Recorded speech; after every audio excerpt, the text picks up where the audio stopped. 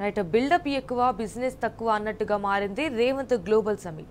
వాళ్ళ షోప్ టాపుల కోసం వందల కోట్ల రూపాయలు తగిలేశారు. ప్రచార ఆర్భాటాల కోసం పనిలేని మీటింగ్ ఒకటి పెట్టారు. పైసాకు పనికిరాని మీటింగుల కోసం ప్రజల పైసలన్నీ వృధా చేస్తున్నారు. తూతు మంత్రం సమిట్కు కోట్లాది రూపాయలు వేస్ట్ చేస్తారా? అసలు ఆ సభలో దిగ్గజాలు ఎవరు? అందులో ఓ నలుగురు ప్రముఖ పారిశ్రామికవేత్తల పేర్లు చెప్పగలరా? ఒక డొల్ల సమిట్ పెట్టి ఇంత ఘోరంగా తెలంగాణ పరువు తీస్తారా? ఇలాగైనా ఒక గ్లోబల్ సదస్సు నిర్వహించే పద్ధతి 2015లో జరిగిన టీఎస్ ఐపాస్ ప్రారంభోత్సవం గుర్తుందా? ఆనాడు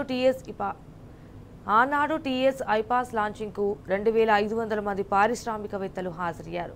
ప్రపంచ నలుమూలల నుంచి ఇండస్ట్రియలిస్టులు తరలివచ్చారు. అయితే టాప్ 250 కంపెనీల నుంచి పరిశ్రమల ప్రతినిధులు హాజరయ్యారు.